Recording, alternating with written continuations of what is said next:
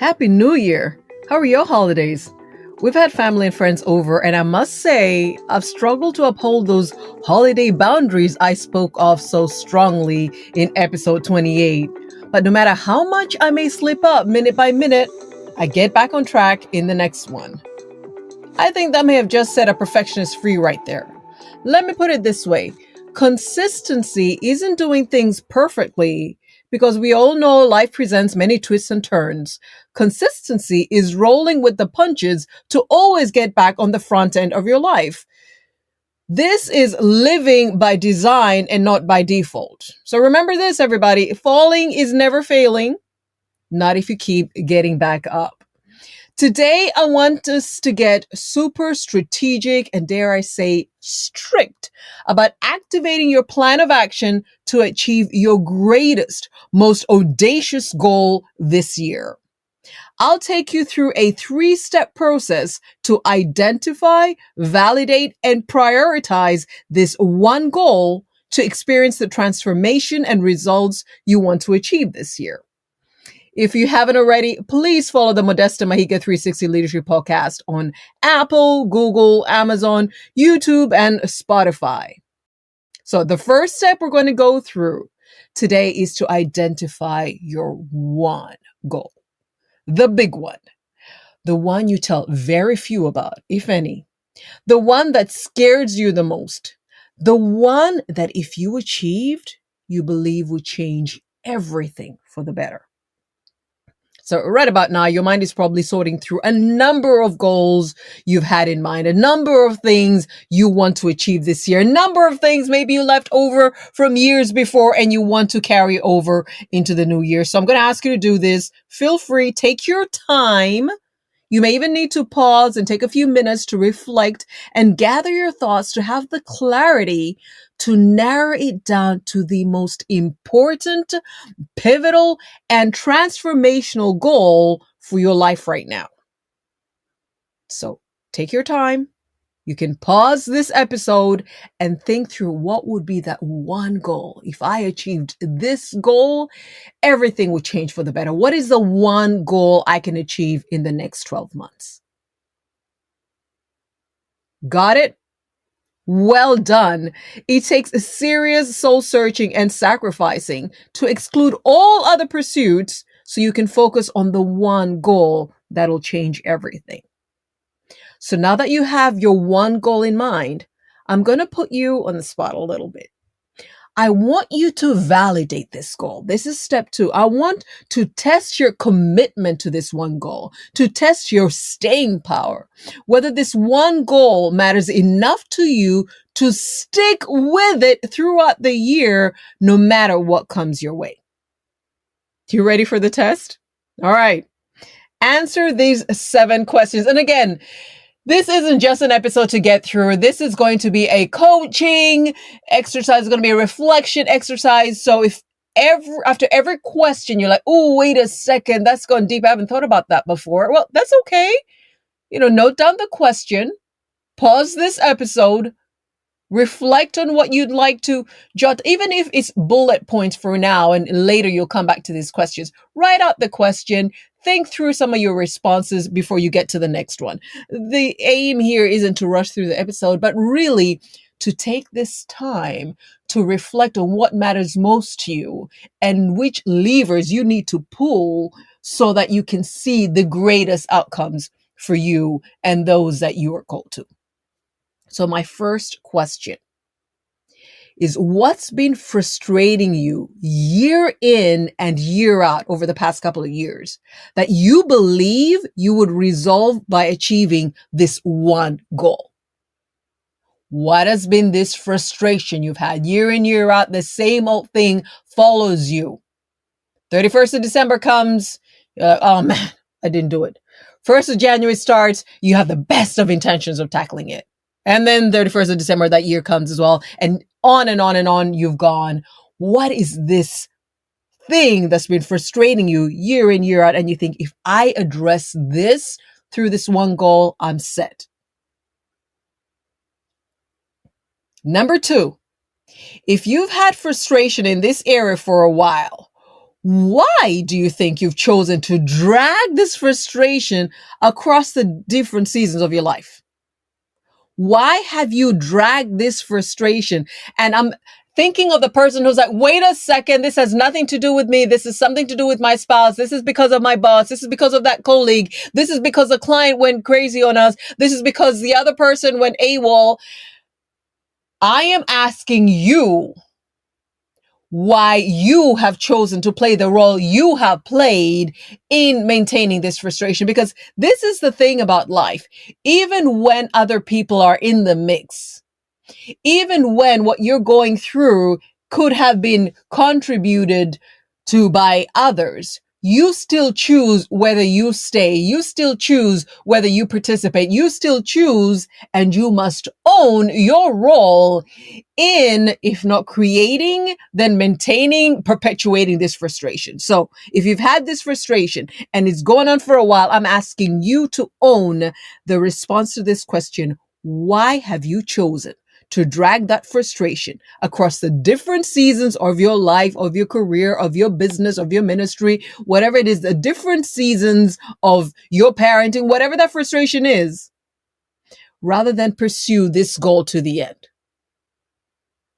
So you've had a frustration for a long time that you think this one goal would address. That was question number one. And then question number two is, but why has this continued though? Why have you had this frustration all this time? Why haven't you addressed it and addressed it sufficiently until it's done to the end? And I'd like you here to own your role in keeping the status quo, in maintaining the frustration that you currently are experiencing, so that at the end of the day, you then can own what you need to do to get out of it. So that's the second question. Why has this been going on for as long as it's been going on? Why have you allowed yourself, why have you chosen to maintain this frustration rather than pursue this one goal that will resolve it to the end? Question three is, what that's within you or external from you has made you give up on pursuing this one goal and hold on to your frustration before?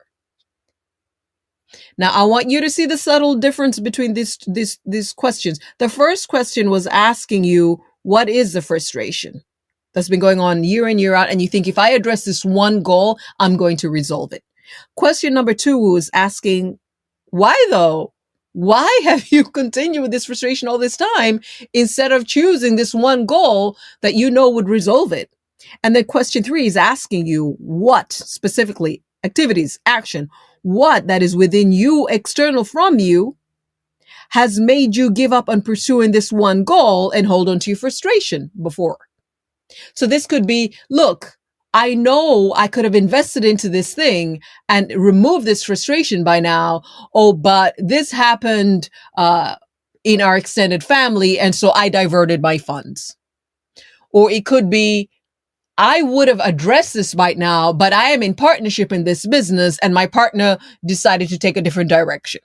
And so this is why, this is what has gotten in the way of me pursuing this goal.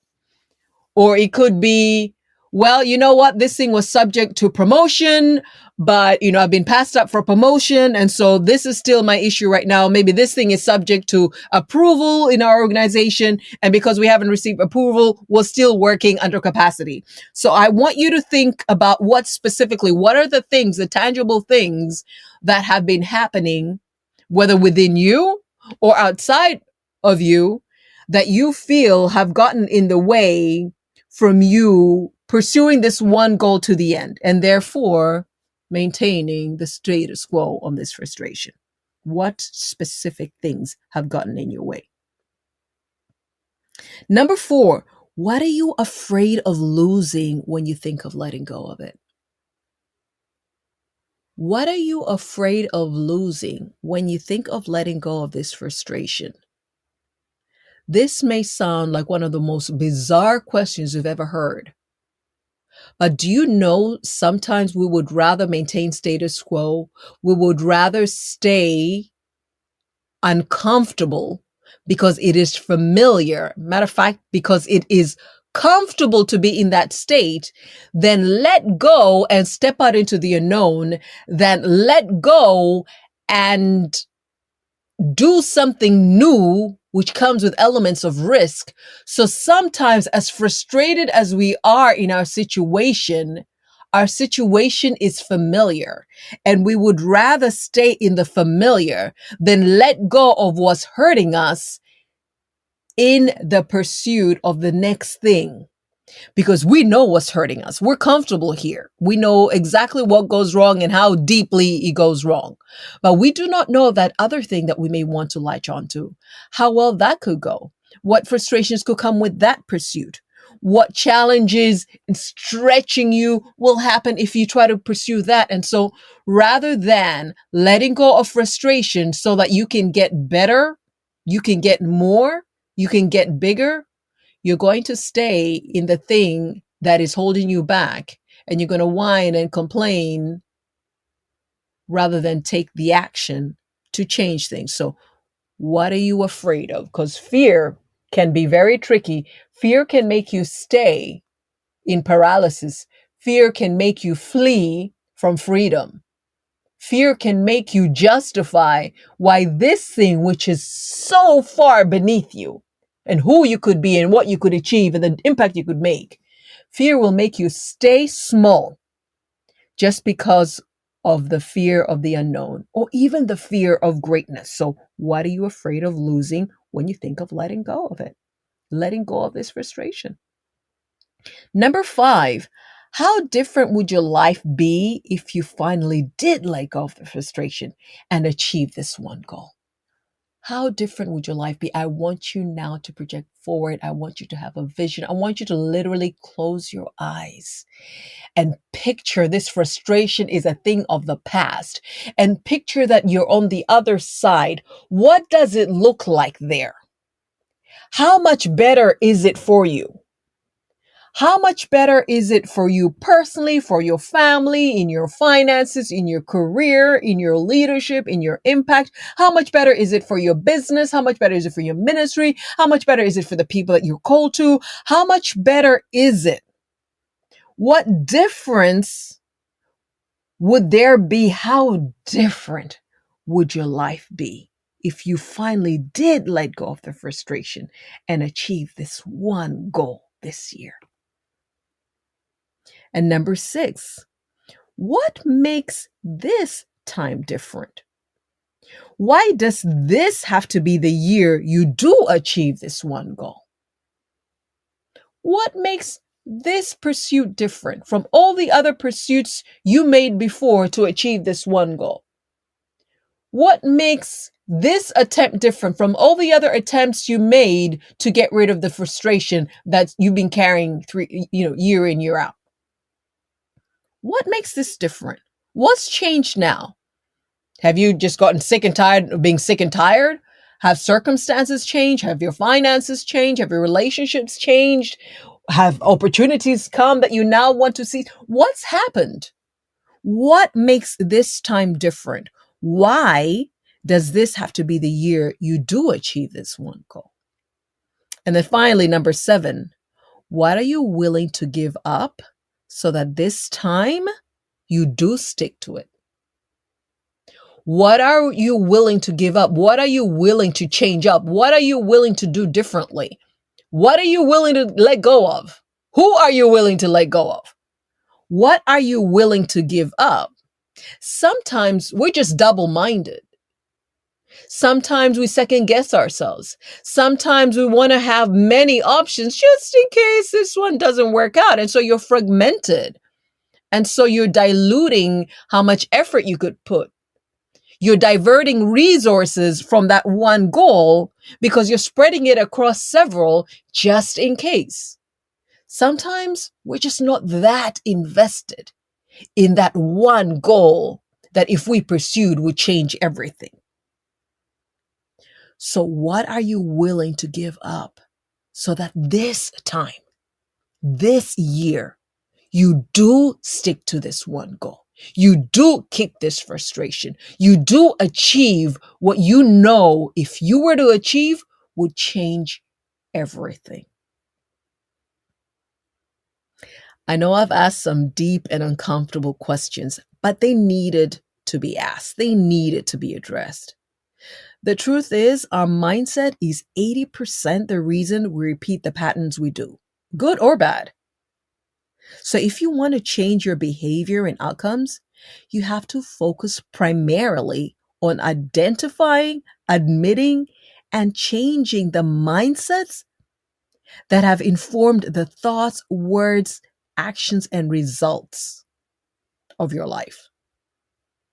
I'm going to repeat that. Changing things, succeeding, moving higher is 80% mindset and 20% behavior, 20% actions. So, if you want to change your behavior and outcomes, you have to focus primarily on identifying, admitting to, and changing the mindsets that you have held, the thought patterns that you have held that have informed then the things that you say, the actions you take, and the results that you've been getting. So we've just gone from step one, identifying your one goal, step two, validating just how invested you are that this is the one goal. This is the goal that if I achieve this year, this is the goal that if in the next 12 months I can achieve, would change everything for every other area, every other goal that I thought was important to achieve. This is the one goal that will be a game changer. This is the one goal that's going to open next level opportunities, whether that is personally, whether that's in relationships, whether that's financially, whether that's your career, your leadership effectiveness, your impact, your spiritual life. This is the one goal. You have validated that, yes, this is the one that I will commit to no matter what come may. This is the one that I commit to because it's going to address my greatest frustration. This is the one I'm going to commit to because it'll make the greatest difference in my life. So now step three is to prioritize the pursuit of this one goal as if nothing else is more important to you in your life. And what do I mean by this? I'm asking you to take inventory of where you invest your time, your energy, your attention, your relationships, your finances, your focus, and ask yourself, how can I rearrange every area of my life to serve the pursuit of this one goal? Because the reality is, you are a 360 being. You have a spiritual, a mental, an emotional, a physical, personal, professional, leadership, impact. You have so many aspects of your life, financial aspects of your life that come together to create the reality, the totality of this 360 existence you exist in. So it is key for you to be honest that if I do not align every area of my 360 reality, of my 360 existence to submit to and serve this one goal, then other things in my life, other things in other areas of work and life will get in the way of the pursuit of this one goal. So it is key then, after you've identified this one goal, after you validated that indeed this is the one that I want to pursue this year, that then you prioritize that pursuit in rearranging the different areas of your life so that they can then further this aim, so that they can then push you in the pursuit of this one goal. Otherwise, you have this professional goal, but your personal life didn't get the memo. Your finances didn't get the memo. Your family certainly could not care less. You've got other priorities, other projects, other things. If everything else is doing its own thing, it makes it all that more difficult for you to pursue that one goal. And so step three is for you to prioritize the pursuit of this goal by rearranging other areas to serve the pursuit of this one goal. If you're truly serious about achieving this one goal, you'll actually find yourself rearranging schedules, rearranging your spending, rearranging your social circles, even your subscriptions, whatever it is that you're currently sending your money toward, your sleep, eating, exercise habits, everything, so that then you are in top form to achieve this goal. If truly you know and you have identified that one goal, that if I achieve this year, it's going to make all the difference in every area. of my life. Maybe that one goal is getting a certification or going back to school. Then, better opportunities are going to open up for you and those that depend on you. Maybe that one goal is really finding your way back to God and prioritizing everything under submission to God. Maybe that one goal is your relationship with your spouse, and realizing that unless this one relationship is doing well, then everything else you're looking to achieve, whether at home or at work or in society, is not going to go as well. I don't know what your one goal is. I don't know what that one thing that if you achieved this year would make all the difference to all the other areas. But if you're truly serious about achieving that one thing, you will find that you're going to rearrange your schedules. You're going to spend differently. You're going to allocate finances to things that will help you pursue this goal. You're going to change your circles. You're going to change the people that you connect with, the things that you do with them, the conversations you have, where your money is going. I know I said subscriptions. You're going to change how and when you sleep, what and how you eat, exercise. You're going to change everything because you're saying to yourself that the investment I'm going to make this year toward this one goal is going to yield manifold returns in every area of my life. And so I cannot afford to be fragmented. I cannot afford to lose focus. I cannot afford to water down this concentration that I want to make toward this one goal. It has to be this one to the exclusion of all others if I am going to see the next level growth that I want to see. When you follow these initial 3 steps to identifying, validating, and prioritizing your one goal, you're actually equipping yourself with the mindset and methods to finally get rid of the frustration, set your intention, and set yourself up in the action that will actually lead you to the results you've always wanted but could never achieve. When you follow these initial 3 steps, you're setting yourself up to win. Now, if you say, Modesta, you know what? I might do this for a minute. I know myself. I know what I'm like at the beginning of the year with these resolutions and this goal setting and the excitement. But life be lifing and something will happen. So if you want a step-by-step guided process to achieve your one goal that you can keep coming back to, check out our self-paced personal goal setting course on modestamahiga.com/courses. You'll find the link on the description of this episode as well. If you say, Modesta, I will, if left to my own devices, maintain this for like a week, but thereafter, we're going to come back next year and have the same conversation, then you can engage in this step-by-step guided process that I take you through on this self-paced personal goal setting course. And you can get that on modestamahiga.com/courses. While you're there, take a look at our 360 Leadership Planner. This helps you align each area of your life. We're talking about your 360 existence, right? The reality of your 360 existence. So the 360 Leadership Planner helps you align each area of your life to submit to and serve your one goal for this year. And you can find the 360 Leadership Planner on modestamahiga.com/tools, or you can just order it on Amazon. So search Modesta Mahiga on Amazon. It'll give you a list of all my books that I have on there, and you can order directly from Amazon. And that is the 360 Leadership Planner by Modesta Mahiga. I hope you found value in this episode.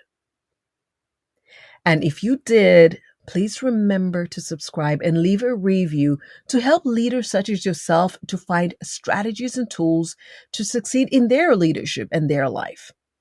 Thank you for doing this. The Modesta Mahiga 360 Leadership Podcast is really not even a year yet, but we've received such amazing feedback on what leaders find to be personal, discreet, individual coaching as they're going through the podcast, whether it is the deep dives that I do, like this one, or the guests that we have on. And so if it has spoken to you, please do follow the podcast and share it with others, and definitely leave us a review. My team and I would like to hear what you find most valuable. This is valuable insights for us. It's data that tells us what to do more of and what to change up a little bit, but it's also letting other people know that, hey, leaders such as them are finding value in this content. They're getting help with their personal leadership, their team leadership, their organizations, and the impact that they want to have in their industry and in the world. So thank you so very much for taking the time to follow and to leave a review. If you're thinking, Modesta, I've really enjoyed the podcast and I'm really getting great value, could you walk with me one-on-one? Could you walk with me this year to increase my personal effectiveness, my leadership effectiveness, to grow in the areas I need to grow, to succeed in career, in business, to make an impact in my industry, to grow globally, that I think you would find value in a global executive coaching program. So send me an email on operations@modestamahiga.com. And we're going to have that link as well in the description. And we'll guide you on the next steps that you can take. Until the next episode, I want you to remember this. You simply cannot lead others any better than you lead yourself. So please, please, this year, prioritize, own, and drive your own development first. Prioritize your development, your growth first, increasing your effectiveness first. And then from that place of competence, that place of character, that place of connection with others, that place of confidence, can you then see clearly and learn the skills and increase your effectiveness at leading others, at leading organizations, at leading your industry, thought leadership, and paying it forward and really lifting others as you grow, but only after you have prioritized, after you have owned, and after you can genuinely say, I'm not doing this perfectly, but I'm working on me. And I am at the front end of this thing. I'm not being dragged through my own development. I am owning the process, no matter how challenging it may be, no matter how many twists and turns and ups and downs I go through. I'm owning the process to become the best that I can be so that I then can stand with others as well. So what I'm wishing for you this year is all of God's best. I believe that you've got this. And I know for certainty that God's got you. And so go out. Make this year the year that you achieve your greatest goal. That one goal that will make all the difference in every other area of your 360 existence. And please do reach out to us. Please let us know. Again, email us on operations@modestamahiga.com and let us know how your journey is going. I would love to hear from you and cheer you on as you go on. Until the next episode, have a wonderful, wonderful rest of this year. And I will see you in the next one.